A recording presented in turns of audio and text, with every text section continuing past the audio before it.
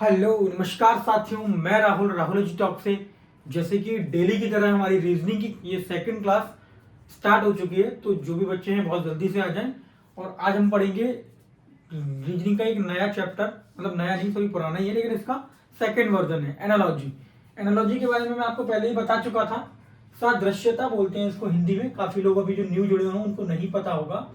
सादृश्यता का मतलब है किसी के समान। अगर हम किसी प्रश्न को पूछ रहे हैं तो अगर पहला वाला प्रश्न किसी दूसरे से उसी प्रकार समान है, उसी का आंसर हमें बताना है कि जो अगला पक्ष दिया गया है वो किसके समान होगा, है ना। तो उसी बेस पे आज बात करते हैं। बहुत अच्छे प्यारे प्यारे क्वेश्चन लेके आया हूँ, प्रैक्टिस हो जाएगी। प्रीवियस ईयर क्वेश्चन है, आपको पढ़ के आइडिया लगेगा कि अगर इससे रिलेटेड क्वेश्चन आपके एग्जाम में आए तो आपसे प्रश्न छूटेगा नहीं, ये मेरी गारंटी। चलिए, तो अपना समय बिल्कुल ना खराब करते हुए, कुछ लोग पूछ रहे थे आरपीएफ का हमारा जो एडमिट कार्ड है वो नहीं निकल रहा है या सिटी इंटीमेशन नहीं आ रहा है। तो देखिए, उसके लिए मैं आपको बता दूं, जिनका भी एग्जाम है उनके नंबर पे या तो व्हाट्सएप पे या सॉरी नॉर्मल अपना जो फोन नंबर होता है उस पर मैसेज आ जाएगा, और वो नहीं आया तो आपके जीमेल पे मैसेज जरूर जाएगा।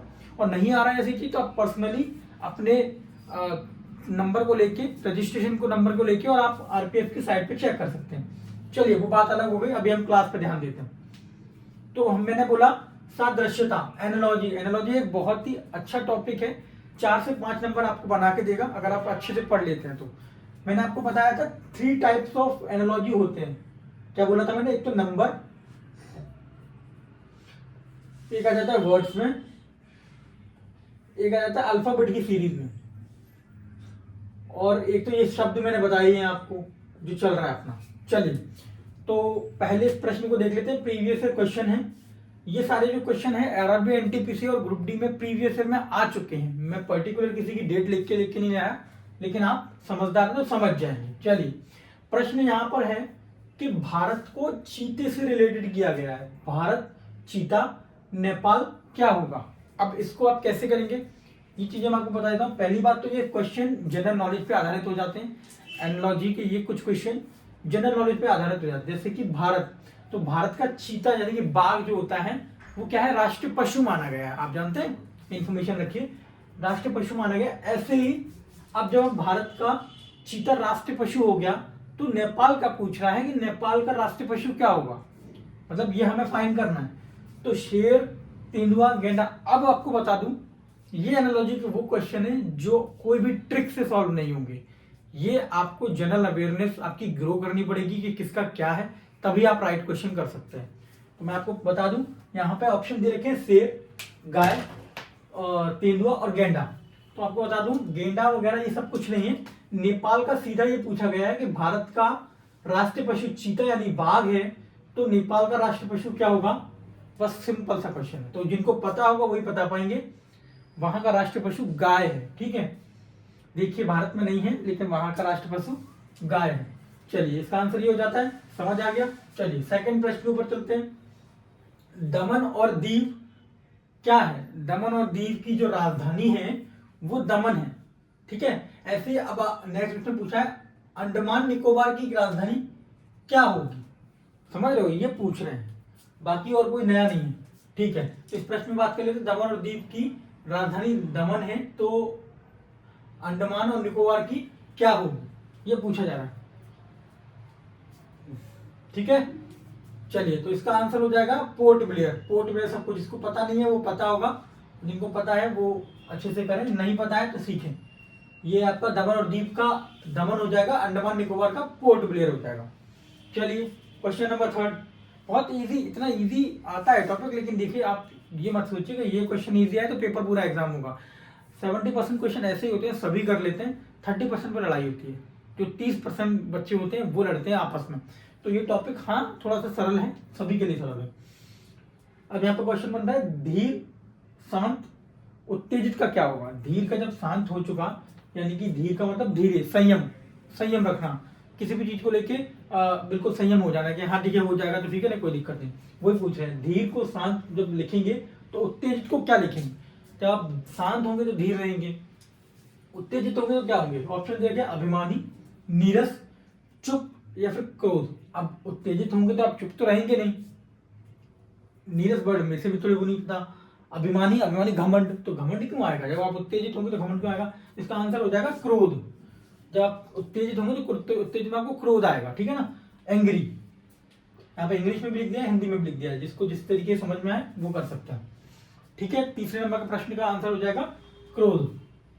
अब यहाँ पे ये प्रश्न है, अब ये प्रश्न अगर आपको जनरल नॉलेज आपकी अच्छी नहीं है तो आप कर नहीं पाएंगे इस प्रश्न को। क्यों नहीं कर पाएंगे? क्योंकि यहाँ पे ना तो अल्फाबेट दिया रखा है ना कुछ और दे रखा है।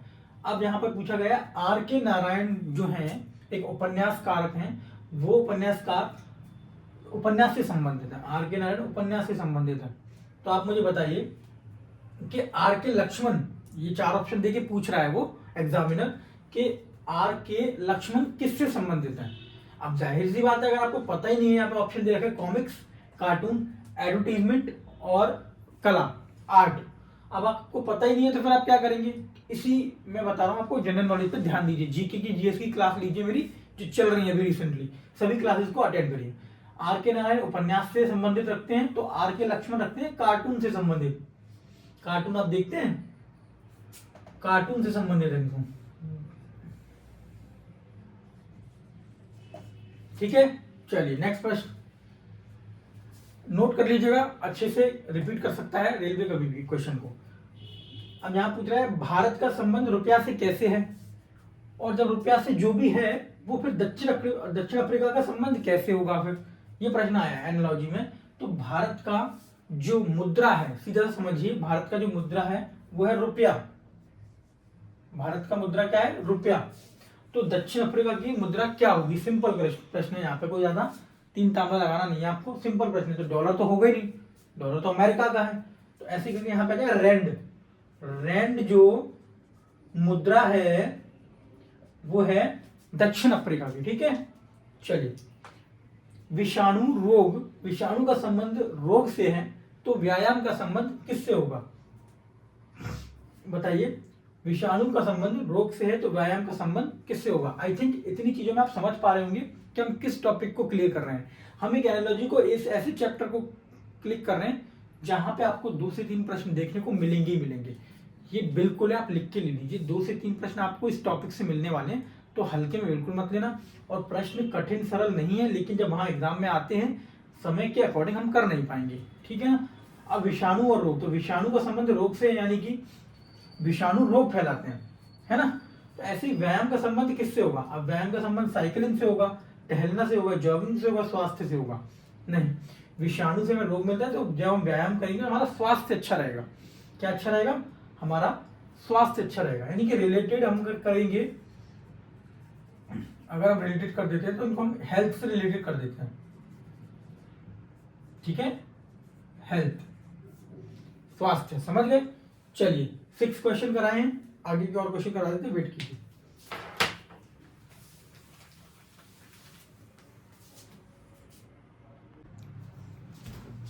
हाँ जी साथियों, तो अगला प्रश्न मैं आपको बता देता हूं। अगला प्रश्न क्या है, देखिए, हिमालय गंगा दे रखा है कि हिमालय जिस प्रकार से गंगा से संबंध रखती है, उसी प्रकार से सतपुड़ा क्या है जो संबंध रखेगा। नेक्स्ट ऑप्शन दे रखे हैं कावेरी, नर्मदा, गोदावरी या यमुना। तो जैसे कि आपको बता दूं कि हिमालय, तो जो गंगा है वो हिमालय से होकर गुजरती है, इसी रिलेटेड पूछा जा रहा है कि सतपुड़ा जो है वो कहां से निकलेगी। तो बात कर लेते हैं इसके लिए, ठीक है। हिमालय गंगा से होकर निकलती है, सतपुड़ा नदी कहां से निकलती है? नर्मदा से होकर। इसका आंसर राइट क्या हो जाएगा? नर्मदा। एक सेकंड में स्केच ब्लू यूज करना है, ओके। यहाँ पे क्या होगा? नर्मदा। तो Narmada it is the right answer of this question, because यहाँ पर रिलेटेड ही करना है। एनालॉजी का क्या मतलब बताया मैंने? सादृश्यता। पहला ऑप्शन दूसरे ऑप्शन से जिस प्रकार से रिलेटेड है, उसी प्रकार से आपका तीसरा वाला ऑप्शन चौथे से रिलेट करना चाहिए, तभी आपका प्रश्न राइट होगा। एक भी इंफॉर्मेशन गलत करोगे, प्रश्न बिल्कुल गलत हो जाएगा, नंबर कट जाएंगे। 7 और क्वेश्चन हो गया, हिमालय गंगा से होकर निकलती है, तो सतपुड़ा कहां से? नर्मदा से। ओके, क्वेश्चन नंबर 8, आयात का जो संबंध है वो निर्यात से है। देखिए, हम कहीं से कोई चीज आयात करते हैं तो फिर हम उसे फिर निर्यात करते हैं, उसी प्रकार से व्यय यानी खर्च करने का क्या संबंध होगा? क्रेडिट, राजस्व यानी कि रेवेन्यू, बजट, अर्थव्यवस्था यानी कि इकोनॉमी, ठीक है। क्वेश्चन का दोबारा बताता हूं आपको, दोबारा पढ़ के। आयात का जो संबंध है वो निर्यात से रखा गया है, तो व्यय का संबंध किससे लगाएंगे? आप क्रेडिट तो बिल्कुल नहीं हो सकता क्योंकि यहाँ पे व्यय का काम हो रहा है, ठीक है। तो यहाँ पे आंसर जो हो जाएगा वो हो जाएगा राजस्व। राजस्व मतलब रेवेन्यू जनरेट होगा। जब आप रेवेन्यू जनरेट कर पाएंगे तभी तो व्यय कर पाएंगे। पहले आप कमाएंगे फिर ही तो खर्च कर पाएंगे, वही चीज हो रही है। आयात अगर करेंगे तभी निर्यात करेंगे, व्यय तब कर पाएंगे जब आपके पास रेवेन्यू जनरेट होगा। तो ये ऑप्शन राइट हो जाता है आपका। 8 क्वेश्चन का आंसर होगा राजस्व, रेवेन्यू। चलिए next one, question number 9, aircraft. Aircraft जो होता है, जो उड़ाया जाता है, एयरक्राफ्ट और एयरप्लेन में आपको अंतर बता दूं। एयरप्लेन जो होते हैं, एरोप्लेन, उसमें आपको सिटीजन्स लोग सफर करते हैं, लेकिन एयरक्राफ्ट में सिर्फ 2 से 3 लोग ही बैठे होते हैं, ठीक है।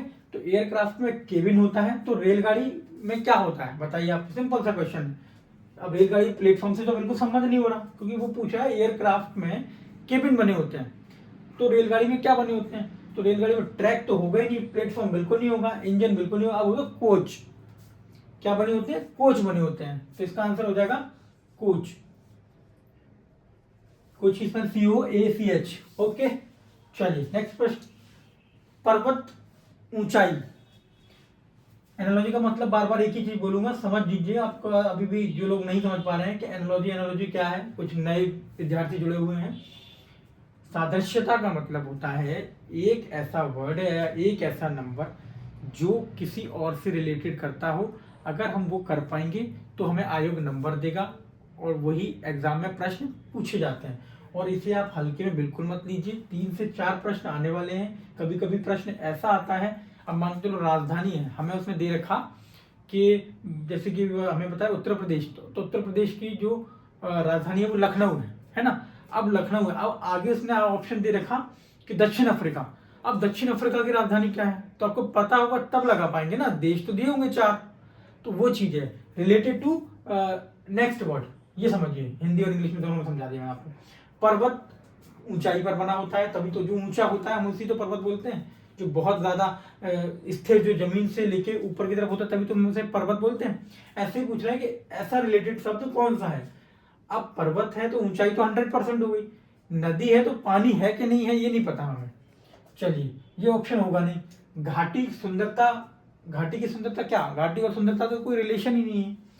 चांद की परछाई, भाई चांद की परछाई ऑलवेज सेम नहीं रहती। लेकिन अगर गुफा है तो गुफा हम उसे ही बोलेंगे जो गहराई में होगा, ठीक है, अंदर तक। अगर कोई गेट या कोई पहाड़ पे अगर कोई चीज अंदर बनी तो गुफा वो तभी कहलाएगी जब उसमें गहराई होगी। तो इसका आंसर जो रिलेट होगा वो होगा गुफा, गहराई से रिलेटेड होगा, ठीक है। समझ में आ रहा है? जिसको समझ में नहीं आ रहा है एक बार कमेंट करके जरूर बताइएगा कि सर हमें यहाँ पे दिक्कत आ रही है, आप समझा नहीं पा रहे हैं या जो चीज़ है वो, फिर मैं उस पर काम करूंगा, है ना। बिल्कुल कोई डरने वरने वाली बात नहीं है, एग्जाम तैयारी अच्छे से करेंगे, सिलेक्शन होगा, बहुत बड़ा एग्जाम नहीं है। चलिए अब यहाँ पे नेक्स्ट प्रश्न है, हृदय को कार्डियोलॉजी बोल रहा है वो, समझ रहे हैं? हृदय कार्डियोलॉजी का संबंध समझ रहे हैं? जब भी आप हृदय से रिलेटेड कोई बीमारी हो जाती है, यानी कि हार्ट से रिलेटेड आपकी बीमारी हो जाती है, तो आप किसके पास जाते हैं? आप एक ऐसे डॉक्टर के पास जाते हैं जिसने कार्डियोलॉजिस्ट की पढ़ाई की हो, यानी कि उसने हृदय को काफी विस्तार रूप से पढ़ा हो, तो कार्डियोलॉजिस्ट बोलते हैं उसे। तो यहाँ पे लिखा है हृदय कार्डियोलॉजी। तो जब ये 2 शब्द मैच कर रहे हैं तो अब हमें बता रहा है कि नेक्स्ट शब्द कौन सा है जो संबंध दर्शाएगा इन दोनों में। तो मैं आपको बता दूं, यहाँ पे ऑप्शन में लिखा है किडनी, लिखा होगा, आई थिंक लिखा नहीं है, कोई दिक्कत नहीं, आप लिख लेते हैं किडनी, ठीक है। किडनी का संबंध क्या होगा? तो किडनी का संबंध हो जाएगा नेफ्रोलॉजी से। किससे होगा? नेफ्रोलॉजी। आ गया समझ? किडनी की जो पढ़ाई या किडनी का जो संबंध है वो नेफ्रोलॉजी से है, और हृदय का जो संबंध है वो कार्डियोलॉजी से है, ठीक है। बाकी न्यूक्लियर मेडिसिन बिल्कुल नहीं होगा, रेमेटोलॉजी नहीं होगा, न्यूरोलॉजी भी नहीं होगा, ठीक है। चलिए क्वेश्चन इस प्रकार से हैं। अब ये एक नया टॉपिक, मतलब नए तरीके के प्रश्न आ गए। ये प्रश्न क्या है? अभी तक प्रश्न चल रहे थे हमारे वर्ड के ऊपर, जनरल नॉलेज वाले प्रश्न के ऊपर, ऐसे भी आएंगे और भी करा दूंगा प्रैक्टिस। अभी ये इतनी प्रैक्टिस करा दी, नेक्स्ट प्रैक्टिस और करा दूंगा। अब आगे हमारे ये क्वेश्चन, यहाँ पे थोड़ा समझने वाली बात है, कुछ चीजें याद करनी पड़ेगी, वो देखिएगा। देखिए ऑप्शन में दे रखा है RMO यानी रेमो, SCPS, और इसको अनुपातित करके बताया गया BXMJ। अब ये पूछ रहा है इससे रिलेटेड जिसका रिलेशन ये है, इससे किसका रिलेशन बनेगा इन 4 ऑप्शन में से। चलिए तो ये प्रश्न वो है। पहली बात मैं आपको बता दूं, जिन भी विद्यार्थियों को प्लेस वैल्यू नहीं पता है, प्लेस वैल्यू समझते हैं? ABCDEF GHI, इनकी प्लेस वैल्यू क्या होगी, जैसे एक की एक हो गई, 2 3 4 5 6, तो ये वहां पे आप चार्ट नहीं बनाएंगे, ये आपको याद होनी चाहिए, पहले ही बता दे रहा हूँ, ये जरूर याद कर लीजिएगा, आपको आसानी रहेगी प्रश्न को बहुत जल्दी हल करने में, बिकॉज एक सामने वाला बंदा फिर अपनी आर्ट बनाता रह जाएगा, ABCD लिखेगा, फिर वो चीजें करेगा, और आपको खटाक से याद है तो प्रश्न आप जल्दी कर लेंगे, वो नहीं कर पाएगा, इसके लिए याद कर लीजिएगा, ठीक है ना, प्लेस वैल्यू जरूर याद कर लीजिएगा। अब रेमो को किस प्रकार से इसने बताया वो मैं आपको बता देता हूँ। देखो रेमो की प्लेस वैल्यू यहाँ पे देख लेते हैं, R आता है 18 पे, एक आता है A पे, हाँ एक सेकेंड,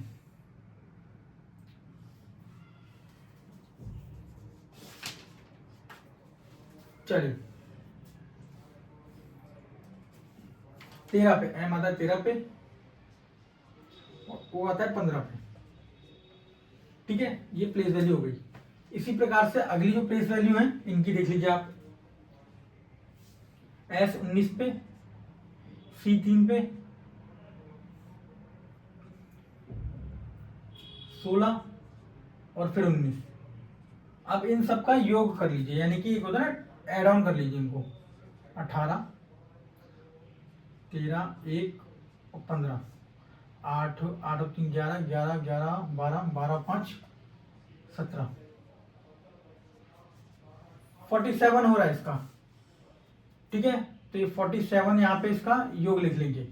अब बात करते हैं इनके योग की बात, तो 19 3 16 140, इनको जोड़ना पड़ेगा हमें, ये थोड़ा मैथमेटिक्स के बिहाफ में प्रश्न आएंगे आपके, है ना, हाँ तो इनको ऐड करेंगे तब निकलेगा ये आंसर, 19 3 और 16 और 14, 9 4 9 3 3 12 9 3 12 12 12 12 6 18 18 20 2 3 4 5, ठीक है, ये आ गया योगफल 50, ठीक है, ये योगफल इस योगफल से मैच किया जाएगा। मैच कैसे करेंगे, यहाँ पे आपने प्लेस वैल्यू लिख ली सबकी, यहाँ पे भी आपने प्लेस वैल्यू लिखी, अब ये पूछा है कि जो प्लेस वैल्यू आप ऐड कर रहे हैं वो प्लेस वैल्यू इनके बराबर होगी या नहीं होगी, ये बन रहा है अपना प्रश्न, ठीक है, चलिए तो ये प्रश्न आपका बन रहा है, +1 हो रहा है इसमें, आप देख पा रहे हैं, +1, इसमें आपका +1 हो रहा है, ठीक है, ये वाला प्रश्न का आंसर हो गया।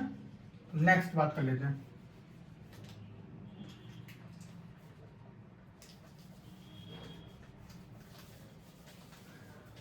हाँ जी, तो नेक्स्ट प्रश्न की बात कर लेते हैं। यहाँ पे क्या होना है ना, ये जो लिखा हुआ है इस तरीके से, ये पूछा है इससे कनेक्शन जब इसका ये है तो नेक्स्ट वाले का कनेक्शन क्या होगा। तो देखिए यहाँ पे आप जो देख पा रहे हैं, जो समझदार हैं, जो कर चुके हैं एग्जाम को, वो पहले से अटेम्प्ट कर चुके हैं, नहीं कर चुके हैं करके देखें। आर का 1 से क्या बढ़ रहा है, +1, ए का सी से क्या बढ़ रहा है, +2, एम का पी से क्या बढ़ रहा है, +3, और ओ का प्लस से क्या बढ़ रहा है, +4, यानी कि +1 किया जा रहा है पूरे प्रश्न में, +1 +1 +1 +1, ऐसा मुझे लग रहा है, ये हमारा अंदाजा है, बाकी हम देख लेंगे आंसर निकलेगा कि नहीं, ठीक है। अब हम यहाँ पे बात कर लेते हैं कि +1 कितना होता है, +2 कितना होता है, उस तरीके से आपको बात कर लेते हैं। चलिए, तो V का जो +1 होगा ABCD में, वो V का +1 क्या होगा, W, V का +1 क्या होगा, W, ठीक है। X का +1 क्या होगा, Z, X का +1 क्या होगा, Z, और M का +1 क्या होगा, P, और फिर J का +1 क्या होगा, N। तो देखिए WZPN कहीं दिख रहा है आपको ऑप्शन में, WZPN ये लिखा, डी ऑप्शन में आपका आ जाएगा WZPN, यानी कि समझ पाए, इस संख्या में इस संख्या तक +1 +2 +3 +4 की वैल्यू ऐड कर रहा है वो, तो वही मेथड हमने अपने दूसरे वाले ऑप्शन में लगा दिया, +1 +2 और +3, ठीक है।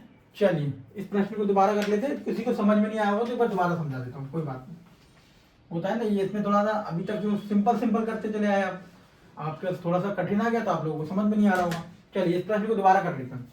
ये प्रश्न दिया हुआ है RAMO SCPS और VXMJ।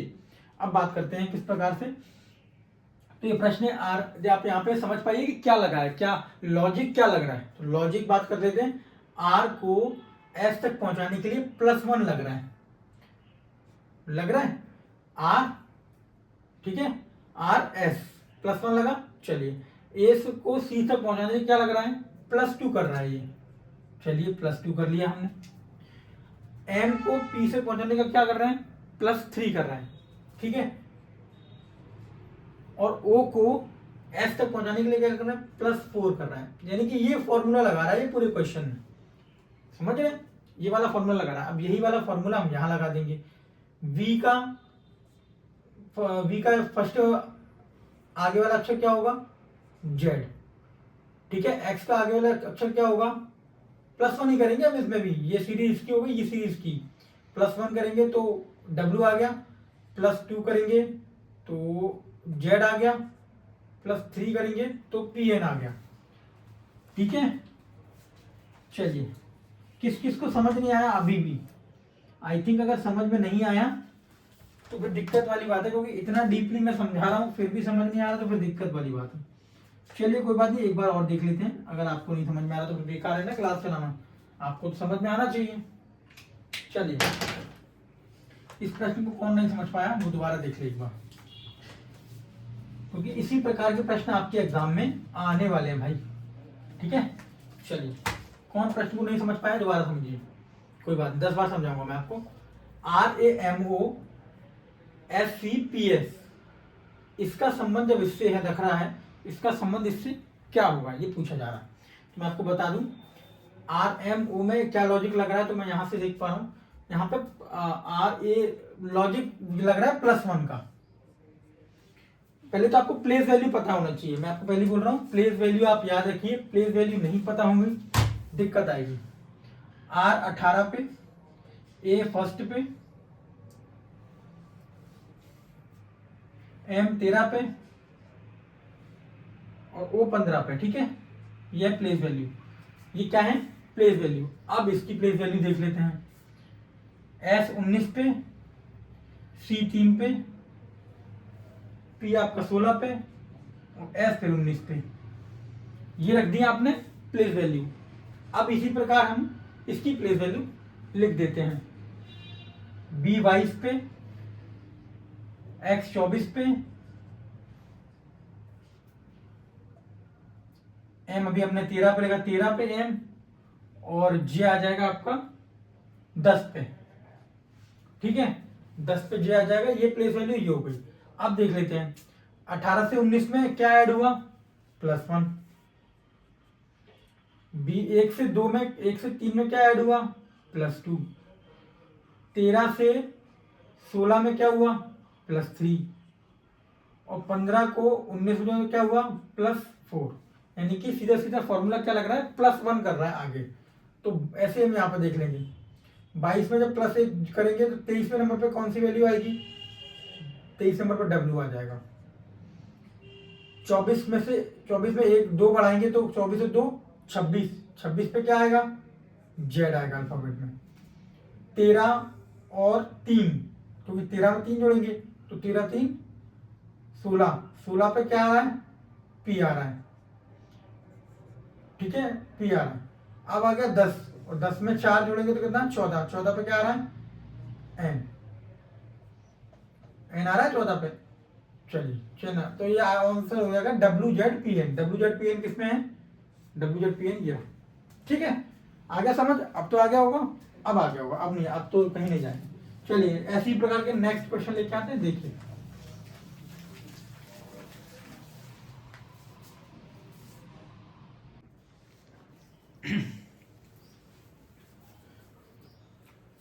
हाँ जी, तो अगला प्रश्न क्या है, ACEGPRTV। इस तरीके से बताइए कि जिस तरीके से ये इससे संबंधित है, इससे क्या संबंध होगा, क्या लॉजिक लग रहा है। देखिए चलिए बताते हैं क्या लॉजिक लग रहा है, पूरी बात आपको बताते हैं, ठीक है। ए की प्लेस वैल्यू क्या है, पहले मैं यहाँ पे ना आपको समझ नहीं आ रहा होगा, प्लेस वैल्यू बता देता हूँ क्या होता है। ABCDE FGHIJKLMNOPQRSTUVWXYZ। ठीक है, इनकी प्लेस वैल्यू अगर आपको अभी तो याद करनी पड़ेगी, अभी लिख लीजिए, धीरे धीरे कर लीजिएगा याद। 6 7 8 9 10 11 12 13 14 15 16 17 18 19 20 21 22 23 24 25 26 लेटर होते हैं पूरे अल्फाबेट में। ठीक है, वही लिखी है, प्लेस वैल्यू भी लिखती है। अब आपको समझ आएगा, समझाने के लिए लिखते हैं। यहाँ पे लिखा है ए पी, तो ए पी किससे संबंधित है? ए की प्लेस वैल्यू कितनी हो गई? प्लेस वैल्यू यहां से देख लेंगे आप, अगर हम ये बता, ए की प्लेस वैल्यू हो गई 1, पी की प्लेस वैल्यू कितनी हो गई? यहाँ पे देख लीजिए, पी कितने पे आ रहा है? 16 पे। इनसे कितना ऐड हो रहा है, कितना प्लस हो रहा है? प्लस हो रहा है 15। देख लेते हैं आगे लॉजिक क्या चल रहा है। सी, सी यहाँ पे 3 नंबर पे है, 3 सी आता भी 3 नंबर पे प्लेस वैल्यू। अब यहाँ पे सी, तो सी में अगर हम फिर से 15 जोड़ेंगे तो क्या आर की वैल्यू नजर आ रही है हमें? तो अगर सी 3 पे है और आर आपका 18 पे आता है, यानी कि -5, तो यानी कि 5 का अंतर आ रहा है, यानी कि 15 फिर से ऐड हो रहे हैं, क्योंकि सी की वैल्यू, सी है तीसरे नंबर पे और यहाँ पे सी तीसरे नंबर पे हो गया और आर 18 नंबर पे आता है, तो कितना बीच में रह गया? 15। 15 का प्लस फिर, यानी कि 15 ही 15 प्लस होगा, इतना मैं समझ चुका है। ई की वैल्यू 5, प्लीज वैल्यू आप यहां से देख लेंगे, ई की वैल्यू 5 और यहाँ पे टी की वैल्यू हमारी कितनी है? 20। तो 15 और 5, 15 में 5 जोड़ेंगे कितने होंगे? 20, तो यानी फिर भी 15 प्लस हो रहा है। अब कर लेते हैं जी और वी का। जी की प्लेस वैल्यू देख लीजिए, यहाँ पे कितना है? 7। ठीक है, 7 जी की प्लेस वैल्यू है प्लस। हम यहाँ पे 7 में 15 जोड़ देंगे, कितने हो जाएंगे? 7 और 5 12, 22। 22 नंबर पे क्या आ रहा है आपका? 22 नंबर पे क्या है? डब्ल्यू, तो डब्ल्यू आ गया, सॉरी वी। 22 पे वी है क्या? 21 22 पे वी। ठीक है, इस तरीके से 15 15 प्लस कर रहा है, पूरा लॉजिक ये है, समझ गए आप? 15 15 प्लस कर रहा है, पूरा लॉजिक सिंपल सा है, समझ पा रहे हैं? बहुत अच्छे से समझ आ जाएगा। अब हम बात करते हैं इस वाले वर्ड की, SUW, तो इसको कैसे देखेंगे? अब S है, अब S अपना कितने वैल्यू पे है? देख लीजिए, यहाँ पे 19 पे है S।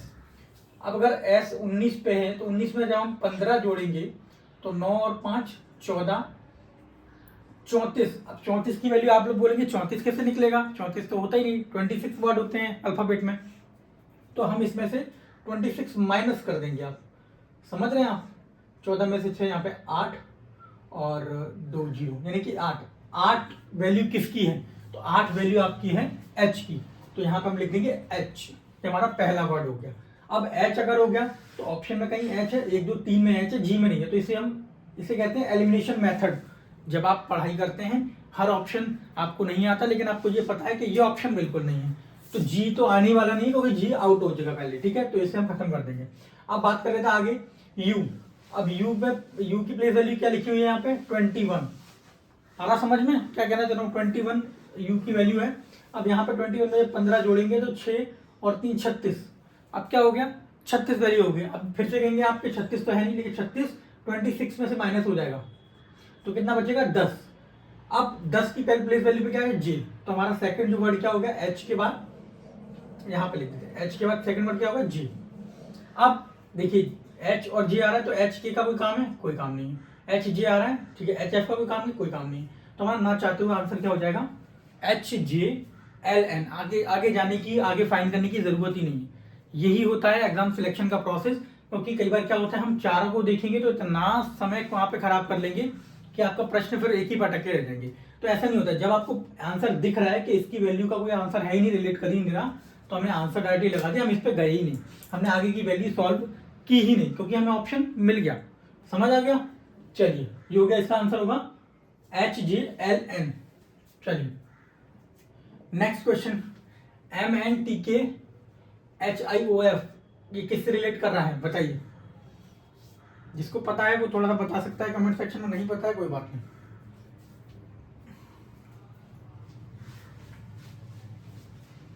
चलिए किस तरीके से सॉल्व कर रहा है देख लीजिए आप।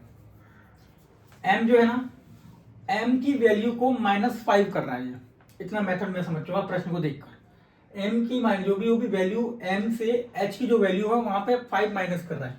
तो m की मैं वैल्यू आपको देखो यहाँ पे लिखा हुआ है 13, m की वैल्यू 13 है, और उसके बाद m के बाद i की वैल्यू कितनी है, वो h की वैल्यू कितनी है 8। तो 8, 13 में से ये 8 माइनस होंगे तो कितना बचा, 5 बचेगा। कितना बचेगा, 5 बचेगा। तो इसी तरीके से जैसे अभी m लगा रहा है, m का यहाँ पे m का कोडवर्ड क्या बताया मैंने 13, और n का कोडवर्ड कितना है, वो h का कोडवर्ड कितना है 8, 8 और 3 23। देखो इसमें ये वाला लॉजिक नहीं लग रहा, इसमें कोई और लॉजिक लग रहा है। 2 मिनट को वेट करने दो। m -5, m का i का -5, t का -5, ओके ठीक है समझ आ गया। -5 कर रहा है ये, आ गया समझ। चारों ही ऑप्शन में -5 कर रहा है। m की जो वैल्यू है वो उसे h की वैल्यू से -5 कर रहा है। जैसे m अगर आ रहा है 13 पे तो h 8 पे आना चाहिए, यानी कि -5 पे, तो 8 पे आ रहा है। ऐसे ही देखिए अब n यहाँ पर हम जहाँ पे देख लेंगे n, अब n कितने पे आ रहा है, n 14 पे, 14 में से 5 माइनस करेंगे कितना बनेगा, 1 2 3 4 5, यानी कि अगला जो आंसर वो 9 होगा, i होगा, तो i है। t है, t देख लिया आपने, t यहाँ पे आता है 20 नंबर पे, t का -5 करेंगे कितना आ जाएगा, 1 2 3 4 5, o आएगा, o आ रहा है। ठीक है, k का यहाँ पे -5 करेंगे, k 1 2 3 4 5, तो यहाँ पे आ जाएगा अपना f। ठीक है, समझ आ गया, -5 कर ले। अब हम अपने आप क्वेश्चन को अटेम्प्ट कर लेते हैं। क्या है हमारा, RUNA, आ गया समझ। अब r की जो प्लेस वैल्यू है उसको माइनस करो -5 से, तो r की प्लेस वैल्यू मुझे पता है 18 है। अब 18 में 5 माइनस करेंगे, 1 2 3 4 5, तो m आना चाहिए। तो यहाँ पे हम सबसे पहले क्या लिख लेंगे, m। ठीक है, अब बात कर लेते हैं नेक्स्ट u की -5 क्या आएगा, 1 2 3 4 5, p आएगा। ठीक है, n आ रहा है, n का -5 कितना आएगा, 1 2 3 4 5। ये आपको समझाने के लिए, वैसे आपको ये याद करना पड़ेगा प्लेस वैल्यू। ठीक है, बाकी a का -5 अब a से तो है नहीं, तो हम लास्ट वाली डिजिट काउंट करेंगे, 1 2 3 4 5। अब देख लो आप क्वेश्चन में MPIV है कहीं, देखिए थर्ड में ऑप्शन में है MPIV, तो ये आंसर राइट हो जाएगा आपका। ठीक है, बाकी सब गलत हो जाएगा। आ गया समझ में, एक बार फिर से समझाऊं। देखिए जो अल्फाबेटिकल सीरीज है, वो अल्फाबेटिकल सीरीज में क्या होता है ना, कि जो ये लिखा हुआ है वहां हमने प्लेस वैल्यू डन होती है। जैसे हमें पता है कि n 14 नंबर पे आता है, तो वो हमें याद होना चाहिए। क्योंकि ये पूरी बनाएंगे स्लाइड, ये अभी समझा रहा हूँ, इतनी समय लग रहा है, वरना इसमें 2 सेकंड नहीं लगेंगे इस क्वेश्चन को करने में, इतना तभी आपका सिलेक्शन होगा। तो m की -5 लगाया तो h आ गया, n की -5 लगाया तो i आ गया, t को -5 किया तो 0 o आ गया, k को -5 किया तो f आ गया। ये पूरा मेथड हमने यहाँ अप्लाई कर दिया, समझ आ गया। चलिए नेक्स्ट प्रश्न के ऊपर चलते हैं। क्वेश्चन नंबर 50, DMO को WNL से जिस प्रकार संबंधित है वो उसी प्रकार से आगे की संख्या बताइए। ठीक है, देखिए इसमें भी मेथड बहुत प्यारा मेथड है, समझ चुका हूं पहले। D शुरुआत से देखिए, इस पे पूरा टिका हुआ है फॉर्मूला, ये स्लाइड पे पूरा फॉर्मूला टिका हुआ है। D को 1 2 3 4, D अपनी शुरुआती डिजिट से नंबर 4 नंबर पे आ रही है। फिर हम W कैसे लेके आएंगे, पीछे की डिजिट से -4 लेके आएंगे, 1 2 3 4, W आ गया। ठीक है, M कितने पे है, M की प्लेस वैल्यू 13, अब 13 पीछे से काउंट करेंगे, 1 2 3 4 5 6 7 8 9 10 11 12 13, N आना चाहिए, N आ रहा है, N आ रहा है भाई। O काउंट करिए कितने पे, 1 2 3 4, यहाँ पे लिखा हुआ वो 15 पे। अब पीछे से 15 क्या आएगा, 1 2 3 4 5 6 7 8 9 10 11 12 13 14 15, M है यहाँ पे, L बिल्कुल राइट। इसी प्रकार से अब हमें इसमें सीरीज ढूंढना है कि कौन से आंसर की सीरीज क्या बनेगी। तो CFS को देख लेते हैं, ABC, C शुरुआती बन रहा है, पीछे से X आ रहा है, क्या आ रहा है, F ठीक है 6 पे है, -6 में आ रहा है क्या, 1 2 3 4 5 6, U आ रहा है। H को T से देख लेते हैं एक बार, H आ रहा है 8 पे, पीछे से 8 देखिए, 1 2 3 4 5 6 7 8, S आ रहा है क्या, नहीं आ रहा, ये प्रश्न गलत हो। अब बात कर लेते हैं Z का E से मैच खा रहा है क्या, ये तो शुरुआत ही गलत है क्योंकि स्टार्टिंग पॉइंट से गलत हो गया। चलिए अब आ जाता है डी। डी है क्या? डी 1 2 3 4, फोर्थ नंबर पे प्लेस वैल्यू डी की है, पीछे से माइनस करेंगे 1 2 3 4, डब्ल्यू आ रहा है, डब्ल्यू यहाँ पे नहीं है, ये भी गलत हो जाएगा। अब आ जाएगा जी। जी टी से क्या कर रहा है? 1 2 3 4 5 6 7, सातवें नंबर पे जी है, पीछे से रिवर्स मारेंगे 1 2 3 4 5 6 7, टी आ रहा है टी, ठीक है। सेकंड एच को मिनिमाइज करते हैं तो 1 2 3 4 5 6 7, 8 नंबर पे एच आ रहा है, पीछे से काउंट करिए 1 2 3 4 5 6 7 8। ये आपको समझाने वाली बात है, एस आ रहा है ना, आ रहा है, इसलिए इतना स्लो और इसलिए इतना डिटेलाइज कर रहा हूँ, वरना क्वेश्चन बहुत जल्दी करना पड़ेगा आपको। अब आ गया आई। आई को अगर काउंट करेंगे तो आई आता है 9 नंबर पे, पीछे से 9 नंबर पे क्या आएगा? 1 2 3 4 5 6 7 8 9, क्या आ रहा है? आर। क्वेश्चन हो जाएगा राइट, ठीक है। जी एच आई का संबंध टी एस आर से वही है जो डीएमओ का डब्ल्यू एन एल से है। आ गया समझ? बहुत बड़ा गणित नहीं है लेकिन हाँ समझदारी का क्वेश्चन तो है। चलिए क्वेश्चन नंबर 16, टाइम कंज्यूमिंग वाले क्वेश्चन है ये, आपको टाइम कंज्यूम नहीं करना है, टाइम खराब करेंगे दिक्कत हो जाएगी। FEL का लीफ जो वर्ड दिया है उससे ये क्या, मुझे तो बहुत सिंपल क्वेश्चन है ये, तो मतलब कुछ वर्ड चेंज कर दिएगा, जैसे कि हम यहाँ पे बिल्कुल सेम करेंगे वही काम। एफ उन्होंने पहली वाली संख्या, पहली वाले अल्फाबेट को लास्ट में रख दिया है, तो हम भी अपने पहले वाले अल्फाबेट को लास्ट में रख देंगे, ठीक है। फिर उन्होंने क्या किया? ई और ई को सेम रखा है, ठीक है, तो ए और हम भी इसको ए सेम ही रखेंगे, ठीक है। बाकी उन्होंने लास्ट वाला वर्ड वहीं रख दिया है, तो इस हिसाब से हमारा भी टी आ जाएगा। आंसर होगा टेक। टेक है क्या ऑप्शन में? टेक है, ठीक है। आ गया समझ में? धीरे धीरे आ जाएगा समझ में। अब आप लोग भी शुरुआती दौर में है तो समझ में धीरे धीरे आएगा। स्टाइल, स्टाइल का वो 81 लिखा हुआ है उन्होंने, अराइवल, और क्रैक का 36, तो ये क्या हुआ ना, स्टाइल की प्लेस वैल्यू को ऐड कर दिया गया है, सारी जो प्लेस वैल्यू ली है उनको ऐड कर दिया गया है। यानी कि जैसे कि मैं आपको बताऊँ, एस कितने नंबर पे है? 19 नंबर पे, ऐड करिए जरा, एस 19 नंबर पे है, टी आपका पड़ता है 20 नंबर पे, उसके बाद वाई आपका पड़ रहा है 25 नंबर पे, उसके बाद एल 12 और ई 5, ऐड करेंगे 9 और 5 14, 14 और 2 16, 16 5 21, 2 2 4 5 5 81, ठीक है। ग्रांड टोटल 81 दे रहे हैं। अब अराइवल भी 81 पे आ रहा है क्या? 18 दूनी 36, 36 और 1 37, 37 और 1 38, 38 और हाँ ये भी 81 नंबर, इन दोनों का जब प्लेस वैल्यू ऐड कर रहे हैं तो 81 नंबर आ रहा है। अब बात कर लेते हैं क्रैक का। क्रैक का कितना आ रहा है? क्रैक का सी का 3, प्लेस वैल्यू 18, 1 और 3, और के अपना पड़ता है 11 पे, इसको दोनों को ऐड करते हैं 8 3 11 11 मतलब 36, हाँ 36 ओवरऑल इसका आ रहा है। तो अब हमें वो वर्ड सर्च करना पड़ेगा जिसके अल्फाबेट की नंबर सीरीज 36 हो जाए, जब हम उसको ऐड ऑन करें 36 हो जाए। कौन सा हो जाएगा? स्मेल की देखते हैं जरा। स्मेल में एस आती है 19 पे, ठीक है, एम आएगा 13 पे, और 19 होते ऊपर चली जाएगी वैल्यू, 36 नहीं जाएगा। राइट देख लेते हैं, राइट में क्या आता है? राइट में 18, आर पे आता है 18 पे, और आई आपका आता है 9 पे, और डी आता है 4 पे, और ई आता है 5 पे। तो 9 और 8 17, 17 4 21, 21 और 5 26, 26 और 2 36, ठीक है। राइट ऑप्शन राइट हो जाएगा, ठीक है। स्मेल को आगे जाएंगे ही नहीं, आगे हमें सर्च करने की जरूरत ही नहीं है क्योंकि टाइम खराब करेंगे आप, हमें ऑप्शन मिल गया ना, तो 17 का आंसर हो जाएगा राइट। 18 क्वेश्चन, A25 और Y1 एंड ऑब्लिक AL 14। चलिए ये किस तरीके से रखा गया है? बहुत इजी तरीके से कर दिया गया इस प्रश्न को। उन्होंने आपस में दोनों की वैल्यू जो है उनको चेंज कर दिया गया।